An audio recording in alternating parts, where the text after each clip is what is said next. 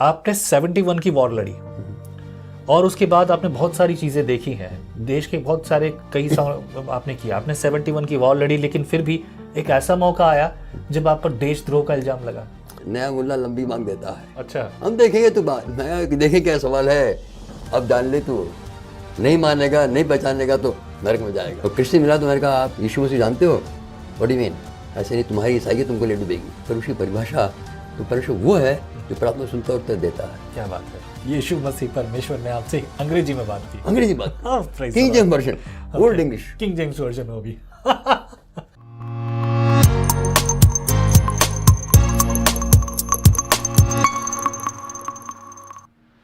Praise the Lord, जय मसीह की। स्वागत है आपका एक और बार विजनरी रेडियो टीवी के इस खास प्रोग्राम जिसका नाम है let's talk today. Let's talk today में आज हम एक और बहुत खूबसूरत, बड़ी पुरानी परंतु बड़ी खास, अनसुनी, लेकिन आज आप सुनेंगे एक ऐसी गवाही जिसे परमेश्वर ने बनाया है। आमीन, हालेलुया।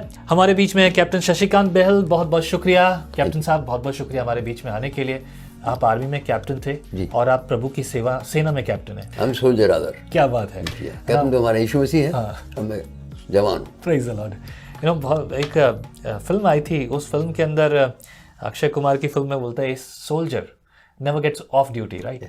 तो हम सब मसीह के वो सैनिक हैं, हम मसीह के बुलाए हुए, चुने हुए वो लोग हैं जिनको परमेश्वर ने रखा है, चुना है कि वो उसकी सेवा में।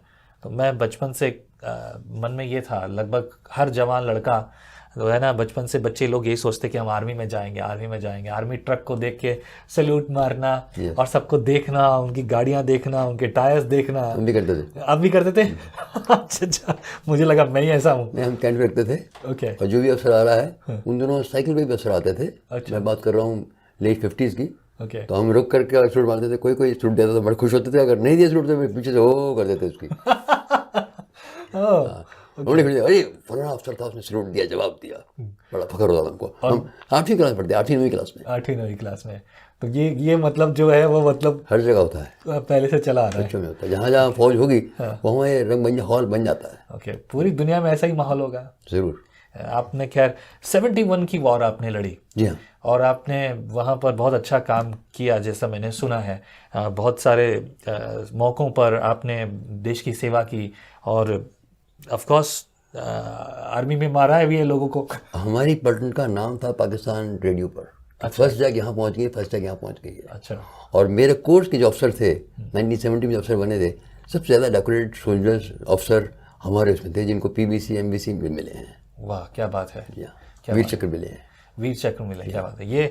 ये सब आप सब ने अपने वो देखा है, राइट? ये मंजर पूरा किया है।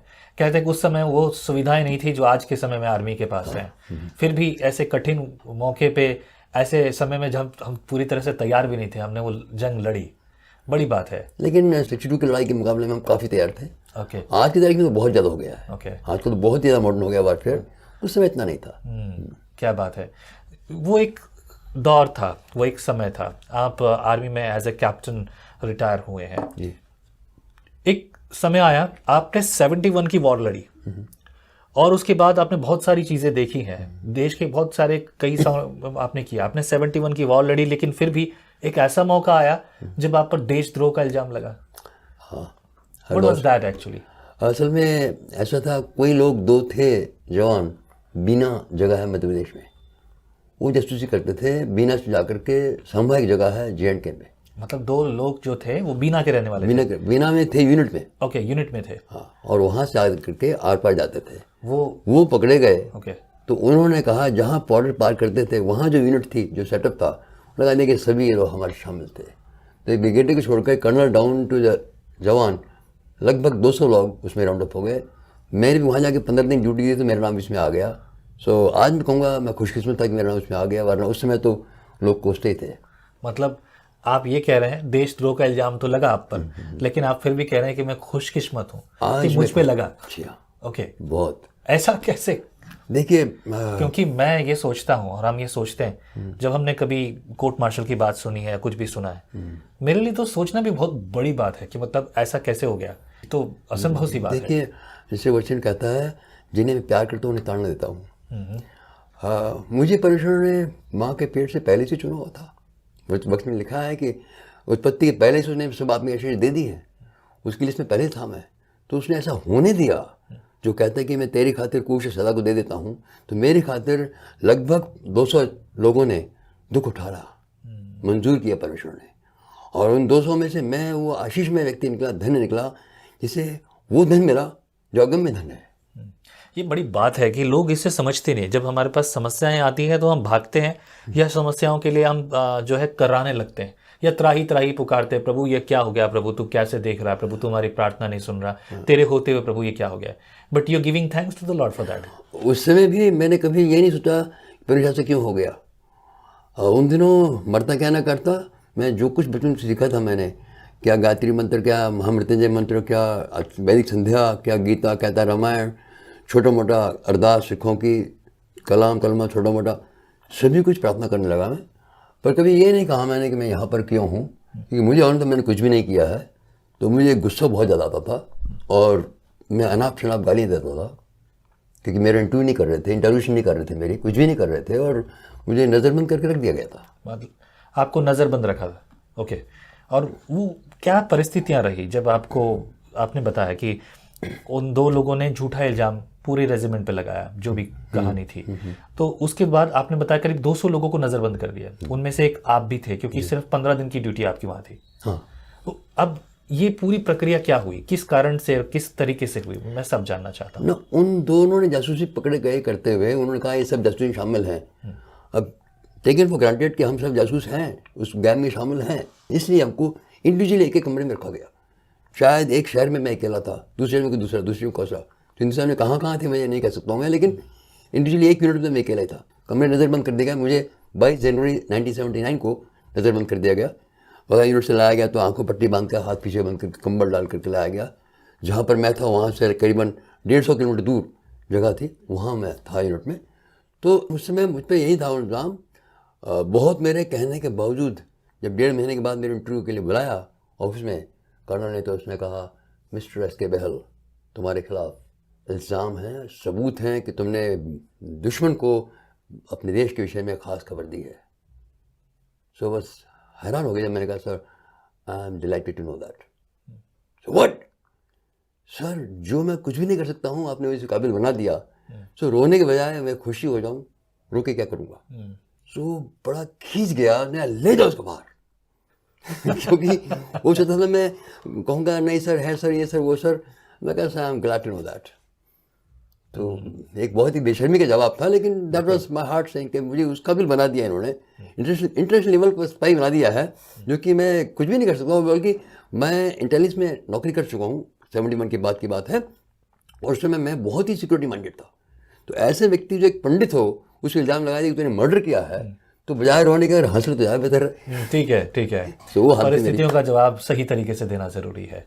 और तब जब आपको नज़रबंद किया गया, आपने बताया कि आप हर तरह से जो भी आप मंत्र जानते, जप जानते, चाहे जो भी अरदास वगैरह जो भी कुछ आप करते थे, कैसे आपकी मुलाकात यीशु से हुई? देखिए उस समय जब मैं खास बताऊंगा कि जब मैं जितना ज़्यादा मंत्र जाप कर रहा था, पाठ पूजा कर रहा था सुबह और शाम, उतना ज़्यादा उनके पीछे शक्ति थी, वो मेरे अंदर काम कर रही थी और मुझे तैयार कर रही थी। और मेरे दिल में आया था कि मर जाने में मोक्ष है और मर जाने में बेहतरी है, और इसलिए मैंने अपनी जिसे कहते हैं वसीयत लिख दी थी अपने बड़े भाई साहब को कि मेरा जो कुछ सामान है, ये चीज़ें मेरे छोटे भतीजों को दे दीजिए, उनका एक ही बेटा था। और मेरी आखिरी विल लिख दी थी मैंने कि, और मैं मेंटली तैयार हो रहा था कि मैं एक दिन, जैसे फिल्मों में होता है, कहूँगा मेरी मौत के लिए कोई जवाबदार नहीं है, चीयर्स करके और फंदा डाल लूँगा गले में। सो वो स्पिरिट क्या थी जो मेरे अंदर ताकत दे रही थी मरने के लिए। सो वहाँ से मैं एक बात ये खास कहूँगा कि सुसाइड जो व्यक्ति करता है वो कायर नहीं होता, उसे दुष्ट आत्माएं बल देती हैं, दिलेरी देती हैं, और तब वो सुसाइड करता है। तो मैं उस वर्ष में था कि yes, suicide in a different way, in A social way, I will do the suicide. तो वहाँ पहुँच गया था मैं। ऐसे करते हुए ऐसा हुआ कि मेरे को बकायदा एक पिन होल से हर समय देख रहा था कि मैं क्या कर रहा हूँ। तो कुछ 2-3 महीनों के बाद उन्होंने मुझे जो है बुक्स देनी पढ़नी शुरू कर दी, स्टोरी बुक्स। उन स्टोरी बुक्स में एक स्टोरी बुक आ गई जो कि क्रिश्चियन बुक नहीं कहलाती है, पावर ऑफ पॉजिटिव थिंकिंग, एक अमेरिकन ऑथर की है। सो वो मैंने 71 में देखी थी कभी, और मैं कहा somebody's brain wave, why should I read. फिर जब आ गई तो मैंने कहा ठीक है पढ़ ही लेते हैं। तो मैं लगा पढ़ने थे एज ए साइंस स्टूडेंट। जैसे लिखता गया वैसे मैं जांचता गया अपने आप को कि जांच में होता है ना, ये बनाया तो ये लिटमस कलर होता है, केमिस्ट्री में करते हैं, ठीक उस तरह से मैं उसको लेकर के एक लाइन को देखकर अपने आप जाँच करता गया। तो उस किताब ने मुझे दिखा दिया कि चाहे अफसरों के नज़र में मैं बहुत अच्छा नेक नीयत, कोई मुझे ऐब नहीं, ऐसा अफसर हूँ, बड़ा धर्मी कर्मी हूँ, लेकिन मुझे किताब दिखा दिया कि सूर्य मुझसे ज़्यादा साफ होगा, अंदर में इतना मैल था। मैं एक कुरख्त इंसान था, एक जाहिल इंसान था। एक तरफ से मैं आपके पाँव छू के बात कर सकता था, दूसरी तरफ मैं गोली मार के आराम से पी सकता था। दोनों पर्सनैलिटीज मेरे अंदर थी। तो वो उस किताब ने ज़ाहिर कर दिया। और फिर उसने कहा कि परमेश्वर सब कुछ जानता है। वो मैंने बचपन सीखा था कि परमेश्वर अंतर्यामी है। उसने कहा वो नहीं चाहता कि तुम इस हालत में हो। मतलब वो किताब ऐसे बात कर रही थी जैसे वाकई मेरे से कोई डायरेक्ट बात कर रहा है कि मैं उस हालत में हूँ, मुझे बता रहा है कि तू इसलिए है क्योंकि तूने पीठ की हुई है परमेश्वर की तरफ, और तू अपने धर्म कर्म में चल रहा है, और जितना धर्म कर्म में चल रहा है उतना ही तू उससे दूर जा रहा है। अगर तू ये मान ले कि मैं मूर्ख हूँ, उधर पीठ कर ले, तो वो तुझे खुद साफ करेगा। तो अपने आप साफ नहीं कर सकता था, अंगीकार कर ले। हाँ। और ये हमने बचपन सीखा था, हमारा धर्म कहता था हाँ। कि तुम अपने आप दिल को साफ कर लो तो परमेश्वर मिल सकता है, लेकिन तुम दिल साफ नहीं कर सकते, ये भी लिखा सकते थे हम। तो वहाँ एक चीज़ मेरे लिए नई बात थी कि वो मुझे साफ करेगा, और साफ करके गले लगा करके मुझे प्रेम करेगा। तो मेरा दिल टूट गया कि ऐसा कौन सा परमेश्वर है जो इस हालत में, जो अंतर्यामी है, मैं जानता हूँ, बचपन जानता हूँ कि अंतर्यामी है, और वो मेरी हालत जानता है। और ऐसी हालत जो उस किताब ने दिखा दी कि मेरी माँ भी मुझे इनकार करेगी मेरा बेटा है, मेरा भाई भी कहेगा, इनकार करेगा मेरा भाई है जो मेरे से 8 साल बड़ा, वही फौज में था। तो मैंने कहा ये परमेश्वर कौन है जो मुझे प्रेम करता है? तो फिर उसने कहा कि वो तुम्हारा पिता है। तो मुझे सब कुछ छोड़ के एक मालूम हो गया एक बात कि पिता मुझे मिल रहा है। तो मुझे बताने वाला कुछ था नहीं। 3 दिन तक मैं माफ़ी मांगते रहा। यानी कि मुख्य पाप क्या है मुझे नहीं मालूम था कि मुख्य पाप यही कि सिर्फ यीशु का इनकार करना। लेकिन मैं सोचता था जो बचपन से हमने चोरी चकारी करते रहे, बाग में जाकर के आम लीची चुराना वगैरह करना, हम सोचते वो सब दिखा मुझे पाप है, चलते फिरते मारपीट करना वो सब पाप है। ऐसे करके मैं बचपन से एक एक पाप गिनता गया 3 दिन तक। और तीसरे दिन जा करके मेरे दिल में वो शांति छा गई कि बयान नहीं कर सकता हूँ मैं।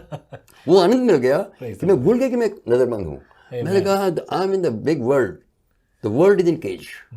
दुनिया जो है वो जेल में है, मैं नहीं हूँ। और मैंने एक बार भी नहीं कहा फिर मुझे यहाँ से आज़ाद कर दे, बल्कि बेटे बेटे डैडी, तो डैडी से मुझे आप बात कर रहा है, हाँ डैड बेटा जाना है? नहीं डैडी हम ओके यार, ठीक ठाक है, आराम से खाना आ रहा है, मेरे पैसे आ रहे हैं मेस में अपने बैंक में, और वैसे खाना मुझे मिल रहा है, आराम से बैठो, कोई दिक्कत नहीं। मुझे कोई दिक्कत नहीं। आप शादीशुदा थे? नहीं, I was bachelor that time. Okay. तो लेकिन मेरी माँ थी, वो था मुझे, लेकिन बड़े भाई थे, 3 मेरे बड़े भाई। कैसा लगता होगा, कैसा रहा होगा समय कि बड़े भाई आपकी आर्मी में थे, आपकी मदर थी, और भी परिवार के जन रहे होंगे, और लगभग 5.5 महीने आपने बताया था जी हाँ, जनवरी 22 से लेकर 4 जुलाई तक, तो लगभग आप 5-5.5 महीने आप जेल में थे। जी हाँ। मतलब नजरबंद। वो आपको एक पर्दे से छुप के हमेशा 24 घंटे देखते, बकायदा ब्लाइंड लगा रहा था चारों तरफ। ओके। और उसमें एक शेक पिन होल कहते हैं, छोटा सा शेक कर रखा। हाँ। वहाँ सेंटीमीटर में दिखता था, नजर रखता था मैं 1 मिनट क्या कर रहा हूँ, हर मिनट क्या वो खबर लिखते रहते। तो हर चीज़, वो कुछ भी नई एक्टिविटी सब कुछ दिखते थे। मैं कब रो रहा हूँ, कब मायूस हूँ, कब गाने सुन रहा हूँ, कब किताब पढ़ रहा हूँ, कब बैठा हूँ, कब सोया हूँ, खाना खा रहा हूँ, एक बात दिखते थे। वो किसी से कोई मेल जोल नहीं, कोई कांटेक्ट नहीं, कोई मक्खी नहीं फड़क सकती थी अंदर। मेरे कमरे के बाहर फिर एक 9 फुट की ऊंची लगाई थी तिरपा, वो कहते हैं टेंट लगा हुआ था। कोई आ नहीं सकता, कोई नहीं आ सकता, कोई नहीं देख सकता क्या उस समय जब लोगों को तो ये खबर होगी कि किस प्रकार से देशद्रोह का इल्ज़ाम लगा है, और उस इल्ज़ाम के समय घर परिवार वालों को भी बहुत तंग किया। खास करके मेरे बड़े भाई, वो इसी फॉर्मेशन में थे, उन पर बहुत बड़ा प्रेशर था, क्योंकि वो एक अच्छे अफसर थे, बड़े कीन अफसर, और उनके भी इल्ज़ाम था कि इसका भाई ऐसा गद्दार है, और इसलिए उनको ऊपर भी लोग कोशिश कर रहे थे कि किस तरह से वो इन्वॉल्व कर लिया जाए। लेकिन परमेश्वर की भी रक्षा की, सही सलामत रहे वो, लेकिन बिल्कुल थे। और मैं जो बाकी लोग देखे जो मैरिड थे, उनकी फैमिली में उनके बच्चों के स्कूल में क्या कहते होंगे, गद्दार के बच्चे हैं, गद्दार की बीबी है ये। क्या वाकई में कोई गद्दार था, या फिर ये पूरा वो सिर्फ 2 थे, बाकी गूगल में लाके मिलेगा सांबा स्पाइस स्कैंडल, तो पूरी स्टोरी मिल जाएगी आपको। मतलब ये this is record, big scandal. हां, yes, it's on the record, it's on the record. It was announced on the radio Australia, BBC, voice of America, फिर ऑलरेडी में कि भारतीय सेना में ऐसा हो रहा है। क्यों? कि उस समय जगजीवन नाम थे डिफेंस मिनिस्टर, और जो मैरिड लोग थे उनकी औरतें जाकर के वहाँ बैठ के डिफेंस मिनिस्टर के सामने कि हमारे पति कहाँ पर हैं, क्योंकि वो पुट अंडरग्राउंड, किसी ने नाम तो कहाँ गए, ठीक है ना। मुझे बुलाया, रात में बुलाया, कमांड के इंटरव्यू बुलाया, और बुला के बोला बच्चा तुम्हारे लिए ऐसा इंतजाम है, और बात करते करते सिर पे कम्बल डाल दिएगा, पट्टी बांध दी, ले गए, बस किसी को पता नहीं मैं कहाँ पर हूँ।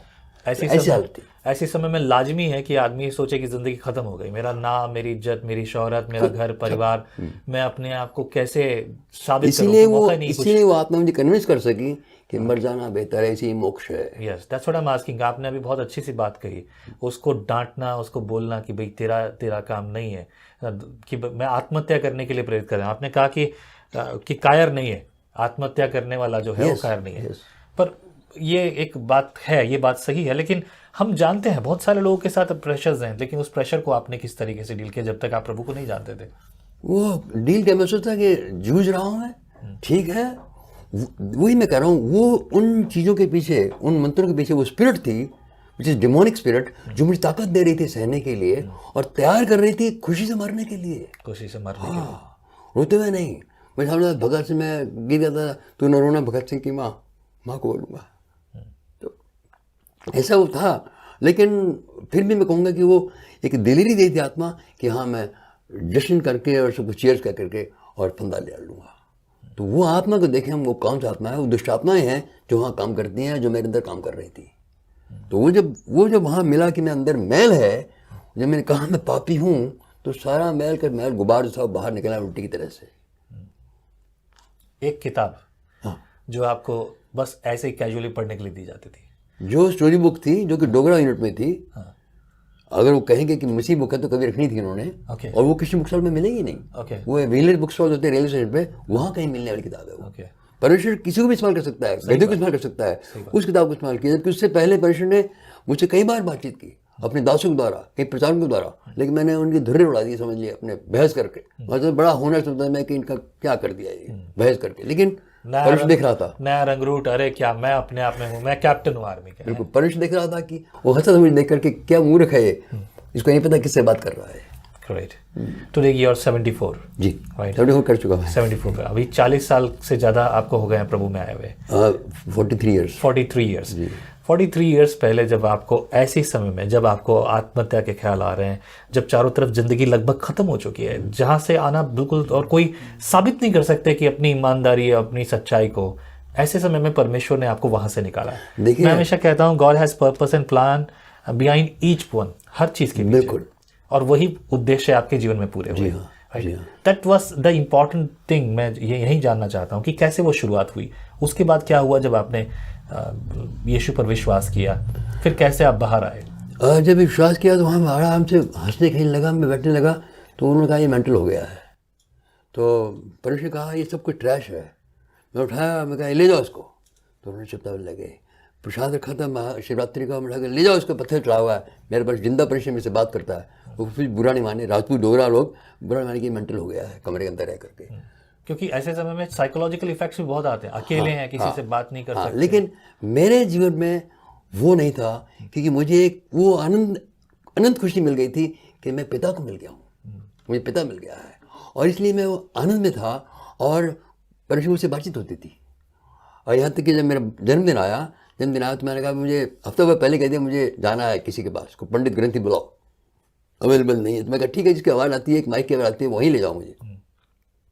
जिस दिन आ गया मुझे मालूम था कितना एम होता है इनका। मैं कहा कह दो मैं जा रहा हूँ, जिसने गोली चला लेना, मैं निकल रहा हूँ यहाँ से। इतने में अफसर आ गए, सब लोग अरे अडर बदर विल सेलिब्रेट, इतना बड़ा थाल ले करके और हैप्पी बर्थडे वगैरह करके, और मुझे सवाल पूछने लगे। खैर शॉर्ट नहीं जाऊँगा, जो मैंने सवाल जवाब दिए तो हैरान हो गए कि क्या जवाब दे रहा है हमको। खैर उसके बाद उन्होंने मुझे जाने दिया, और वहाँ जा कर के मुझे मालूम था ये रोमन कैथलिक फादर होते हैं, ऐसा करते हैं, कन्फेस करते हैं, तो मुझे नहीं मालूम था कौन है। वो तो प्रभुदास था, वो भी आर्मी कैप्टन थे वो भी। तो मैंने कहा जी मुझे आशीष दो, मेरा जन्मदिन है। अब उनको मालूम था कि मैं यीशु से खिलाफ हूँ, उनसे बहस करता था मैं। ओके। तो वो मुझे आशीष कैसे दें? मैं एकदम बहस करता था कि तुम्हारा यीशु से हनुमान नानक वगैरह सब बराबर है। ओके। 20 मिनट में लगा रहा पीछे कि मैंने आशीष लेके जाना है। आखिर में कहा अच्छा ठीक है स्टैंड अप, और ये हाथ रख के नॉर्मल प्रार्थना की, परमेश्वर को सामर्थ देना करके। उन्होंने कहा ये लो नया नियम दिया मुझे। मैं कहा मैं ईसाई बन थोड़े आया हूँ। फिर मैंने कहा मना ये अब प्रसाद दे तो प्रसाद ही ले लेता ना मैंने, तो मैं अच्छा ले लेता हूँ मैं। तो कहा एक पन्ना पढ़कर, एक चैप्टर पढ़ना तुम्हें शांति देगा परमेश्वर। मैं चलो ठीक है पढ़ लेंगे। हम बाकी रामायण पढ़ते थे, एक चैप्टर को पढ़ लिया, उसमें गॉस्पेल जॉन था पहला। ओके। पढ़ के रख दिया मैंने। अगले सुबह 16 जून को मैं कमरे में आवाज़ सुनता हूँ, लाउड जैसे आवाज़ मेरी सुन रहे हैं, little did I wanted I strengthen you. मैंने कहा ये अंग्रेजी, मेरा भगवान तो यार संस्कृत बोलता है मेरे से, ये बड़ी प्रॉम्प्ट सर्विस है, कल इनके प्रार्थना करियो, आज इनका भगवान बोल पड़ा है। I was not amused. मेरा उसमें फास्टिंग करता था मैं अपने आप को, Okay. क्योंकि मैं सोचता मैं पुराने जमाने में नाजी रहूँगा तो अपने आप को सताने के लिए उपवास करते करते मेरा वजन 42 किलो रह गया था। मैं Okay. ऐसी हालत में कमरे में आवाज़ आए और मैं घबराऊँ नहीं, यू कैन इमेजिन क्यों। उच्चन कहता है मेरी भीड़ मेरी आवाज़ पहचानती है। दिमाग रैशनल था कि अंग्रेज़ बोल रहा है, आत्मा जानती थी कि सृष्टिकर्ता की आवाज़ है। अगले दिन मैंने सोचा फिर आवाज़ आएगी, सुबह उठते ही, फिर नहीं आज। थर्ड डे फिर सुबह उठा हूँ, मेरे मुंह से निकल रहा था आवाज़ धीरे धीरे, I heard my self saying how long will I live, मैं कब तक जिंदा रहूँगा। तो आवाज़ सुना तिमोथियस। मैं कहा अरे नाजी नहीं, मैं तिमोथियस आप सीजन में दिखाएं इनकी किताब क्या, बाइबल क्या कहती है, देखो किताब है तिमोथियस। कितने साल जिया, कुछ सवाल नहीं। मैंने कहा यार इनके पादरी से पूछेंगे। तो प्रार्थना कर रहा हूँ, परमेश्वर कहा अब उसने काम कर दिया है, तुझे वो नहीं मिलेगा। तो वो किताब ने बताया था मुझे 2 बातें खास। एक तो ये कि जहाँ सच होगा वहाँ शक आएगा, झूठ कह दे हम मान लेंगे आसानी से। आप एक आर्य समाजी कहो कि फला मंदिर में मूर्ति माथा टेक दो, टेक देगा। आप मुसलमान को कहो मंदिर में चले जाओ, चले जाएगा। बुद्ध से कहो फला मंदिर में जाओ, चले जाएगा। लेकिन आप कहो यहीं बैठे बैठे पश्चाताप कर ले, माफ़ी मिल जाएगी, वो कहेगा क्यों? अच्छा, ऐसे नहीं हो सकता। नहीं हो सकता। क्यों? सच है, सच हमने अंधकार की आत्मा भड़कती है। सो मैंने कहा अगर ये सच है, परमेश्वर की बात है, तो मुझे वो नहीं मिलेगा। मैं जो जवान वो जो जहाँ हमको ले गए थे वो फादर को बुला के लाना, लेकिन नहीं आ रहे थे वो।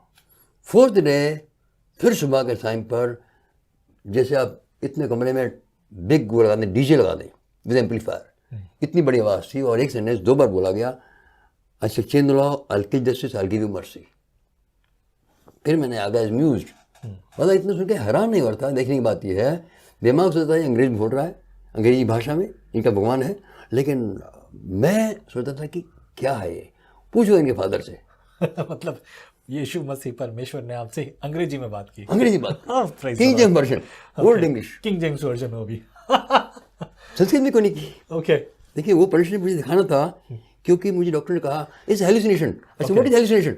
Something which you want to do and you can't do, then do it. I said okay, this is something against me, I never wanted it, I never knew it, so it's not hallucination.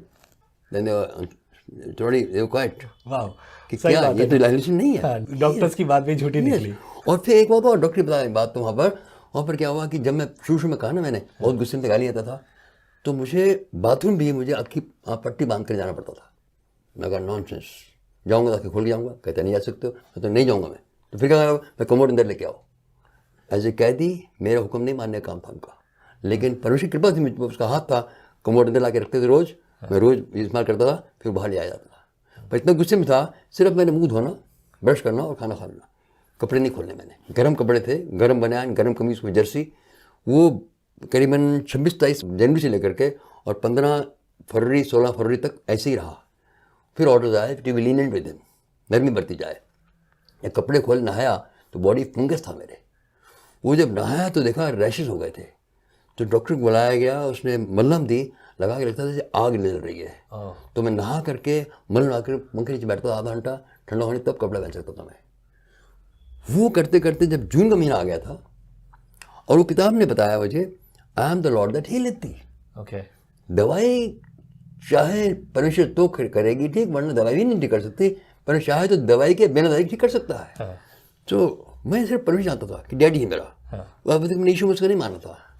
तो मैंने कहा है परमेश्वर, ये तो instrument ही है, ठीक करने वाला तो आप ही हैं। आई डिडंट नो आमीन कैसे करना है, कुछ भी नहीं। और कहा ठीक है, Lord you are the one to heal me, is only instrument. और लगा के अपना खाना खाया और सो गया। सुबह उठाऊँ मैं, नहाया, टॉवल लिया तो पूरी बॉडी साफ थी। प्रेज़ द लॉर्ड, क्या बात है। उससे पहले डॉक्टर आके देख गया, इतने महीने हो गए हैं, ये 10 टैबलेट्स एंटीबायोटिक रोज़ एक लेना, अगर ये नहीं ठीक होगा तो हम आपको स्पेशलिस्ट के पास भेजेंगे। अरे मैं कहा ठीक है, बट डॉक्टर ठीक कर देगा। तो वो खींच गया एकदम कि गॉड ठीक कर देगा, गॉड ठीक बोल रहा है। मैंने कहा गॉड ठीक करेगा। अच्छा, पाँव पटक के चला गया, खाना इसको। मैं कहा अच्छा ओके डॉक्टर, बट गॉड ही। और अगले दिन मैंने मैसेज भेज दिया, मैं ठीक हो चुका हूँ। कोरोना आया 10 दिन के बाद आया, मैं doctor had sent no I never got a message. अच्छा डॉक्टर मैं देखा, अरे वे गिन लीजिए 10 की 10 गोलियाँ यहाँ रखी हैं, मैं उसी दिन से ठीक हूँ। तो उसने कुछ नहीं बोला। जब मैं बाहर आ गया थोड़े दिन के बाद, डॉक्टर कह रहा था यार ये बंदा जानता हूँ मैं दवाई नहीं खाई, some divine power has healed him. Okay, great. It was The testimony come from someone else mouth. Yes, they said it. Some divine power has healed him because I know that he has not taken the medicine. और वो जो मलहम दी थी वो 4 महीने में बिल्कुल ठीक नहीं कर पाई थी. सो वो परमेश्वर है जो हमें उस समय भी देख रहा था. तो उस समय जब वो आवाज़ सुन ली उस दिन में मैंने, उसके बाद परमेश्वर ये सब बेकार है. अब कहा ठीक है परमेश्वर ये सब बेकार है, तो अब मैं अकेला ही हूँ जानने वाला तुझे, और कोई जानता ही नहीं है. सारी फौज को बताना है, रिश्तेदारों को बताना है, हिंदुस्तान पड़ा है, मुझे बताना है, क्या बताऊँगा, कौन है तू, कैसे जानूँ. तब उसने कहा यीशु के नाम में जो वचन है वो मेरा है, चिट्ठी है सबके लिए. बस मैंने कहा मिल गया. उठाया नया नियम, मैंने कहा this is the word of God, पर तेरा वचन है. तब मैंने पहचाना कि यीशु मसीह है. वरना तब तक मेरे लिए यीशु मसीह ईसाइयों का भगवान था, अंग्रेजों का भगवान था वो. लेकिन ये बताता हूँ कि तब तक भी परमेश्वर में दिल की पुकार सुन रहा था जब मैं कहता सृष्टिकर्ता जो है तू. क्योंकि मैं अपनी पाठ पूजा करने के बाद फिर मैं कहता था कि जो जिसको देखा नहीं मैंने तुझे भी नमस्कार. जब पाप माफी मांग रहा था तो मैं कहता था जो परमेश्वर तू है मुझ पर कृपा कर दे. बस तो वो सुनता है. क्या बात है. That's a beautiful thing, है ना. बहुत खूबसूरत बात है.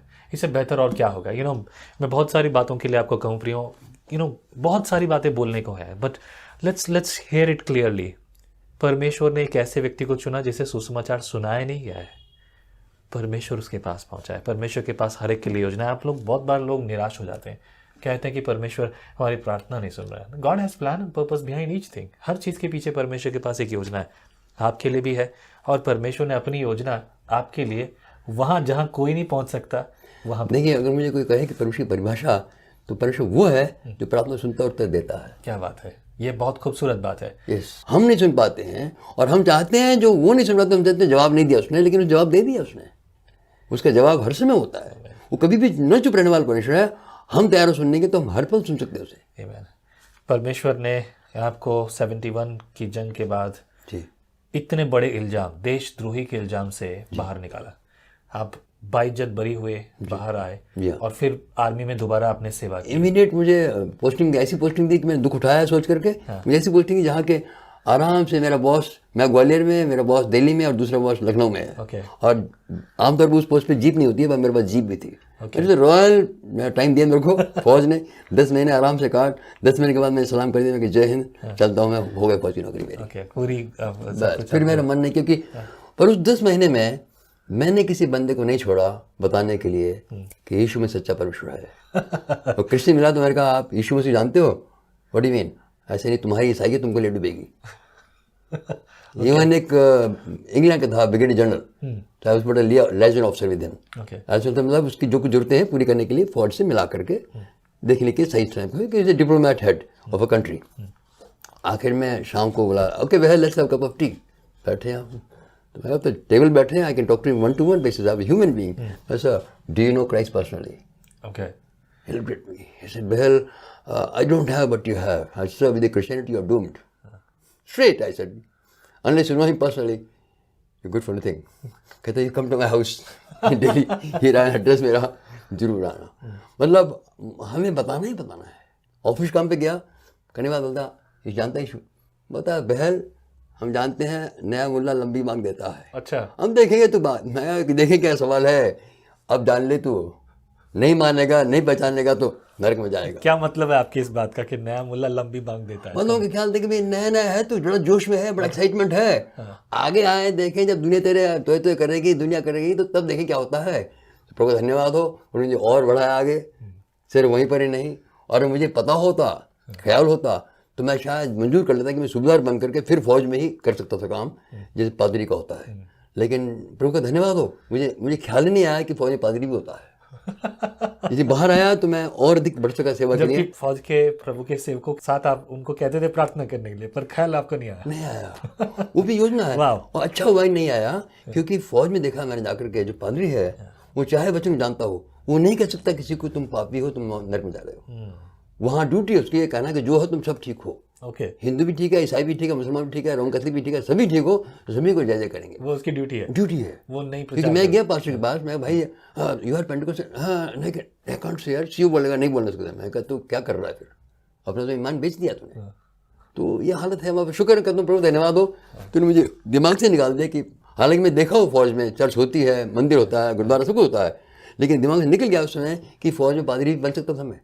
वरना मुझे कोई बात नहीं थी, अफसर उड़ा करके मैं सुविधा लगा करके और मैं करता वहाँ। मुझे जन्म थी प्रभु के वचन बताने के लिए कि बता दूँ किसी को, लेकिन प्रभु ने अपने तरीके इस्तेमाल करना था उसकी योजना वहाँ। लोग प्रमोशन ढूंढते हैं, आप डिमोशन ढूंढ रहे हो। मुझे परवाह नहीं थी प्रमोशन की, क्योंकि जो प्रमोशन मुझे मिल गई वो इतनी बड़ी प्रमोशन है कि सबसे बड़ी है वो। That's called testimony, my dear. उससे बड़ा कुछ है नहीं। बात परमेश्वर बेटे होना। Amen. और लोग कहते हैं कैप्टन कहता है मैं कैप्टन से ज़्यादा हूँ भाई ऊपर, मैं परमेश्वर बेटा हूँ, फर्जंद खुदा हूँ, मैं खुदा का फर्जंद हूँ, मैं आम बंदा नहीं हूँ, मैं खास हूँ, उसका चुना हुआ हूँ।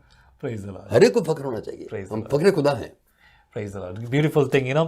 मैं कुछ महीने पहले एक आर्मी कैंप में गया था and I saw mandir, masjid, church and gurudwara, everything was there, सब लाइन से थे, बिल्कुल एक ही दीवार। मैंने कहा इधर वाला माइक बजाएगा तो इधर वाला भी डिस्टर्ब होगा, नहीं वो टाइम पे उनको है ना, टाइम पे करेंगे, वो टाइम पे करेंगे। तो यही उन्होंने मुझे बताया। और प्रभु का एक भाई, प्रभु का एक सेवक वहाँ, वो आर्मी में है, मैं उनका नाम नहीं बोल रहा हूँ, वो अभी भी है आर्मी में, और वो जो है वहाँ पर ये सब सेवा करते। अभी रिसेंटली उनका मुझे मैसेज आया, पास्टर जी कैसे करूं, अभी दिक्कत हो रही है कि जो लोग सब बैठते थे, आते थे, जिनको मैं सच्चा वचन बताता था, अभी गायब हो रहे हैं धीरे धीरे। मैंने कहा सेवा का भाग है, but I can understand that कि प्रेशर बहुत होता है कि, और उन्होंने मुझे बताया सीईओ बोलते हैं कि भाई ये काम होना चाहिए, ऐसा होना चाहिए, तुम्हारा चर्च बनाओ, तुम्हारे लोग ये करो, या the stress are there, but never compromise with your faith. आमीन।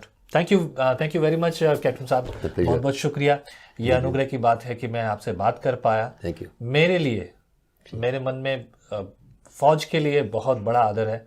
मैं कुछ तो नहीं कर पाया फौज के लिए, मैं फिर भी अपने आप को एक सैनिक समझता हूँ कि यहाँ से देश के लिए लोगों को प्रेरित करूँ। थैंक यू, बहुत बहुत शुक्रिया हमारे बीच में आने के लिए।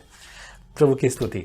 और क्या कहते हैं ना कि भाई मतलब विदाउट यूनिफॉर्म सलाम नहीं, कैप नहीं सलाम नहीं कर सकते। अच्छा, you can say like this. अच्छा, ओके, इसलिए प्रभु आपको बहुत आशीष करे, प्रभु आपके जीवन में कार्य करे।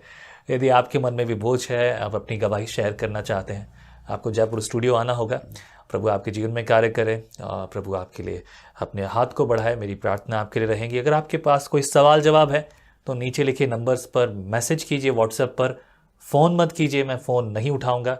यदि आपके मन में प्रभु ने बोझ दिया है तो आप अपने हाथ को बढ़ाकर हमारी सेवकाई के लिए इसी नंबर पर फ़ोन पे, गूगल पे, पेटीएम आप ऑफरिंग भेज सकते हैं, ताकि सेवकाई में हमें बड़े हाथ के साथ मतलब बड़े काम कर सकें। हमें बहुत सारी चीज़ें होने को हैं, OTT प्रोग्राम शुरू होने वाले हैं, और मूवीज़ और बहुत सारे प्रोग्राम्स की डबिंग होने को है। प्रभु सहायता करेंगे, सारी चीज़ें प्रभु के नाम को महिमा के लिए, सुसमाचार की सेवा के लिए। आमीन। प्रभु आप सबके साथ हो। जय मसीह की। जय मसीह की। आप डाउनलोड कीजिए विजनरी रेडियो और सुनिए 24 घंटे 7 दिन बाइबल मैसेज, वर्शिप सॉन्ग और बहुत सारी गवाहियाँ और भी बहुत कुछ। तो डाउनलोड कीजिए विजनरी रेडियो।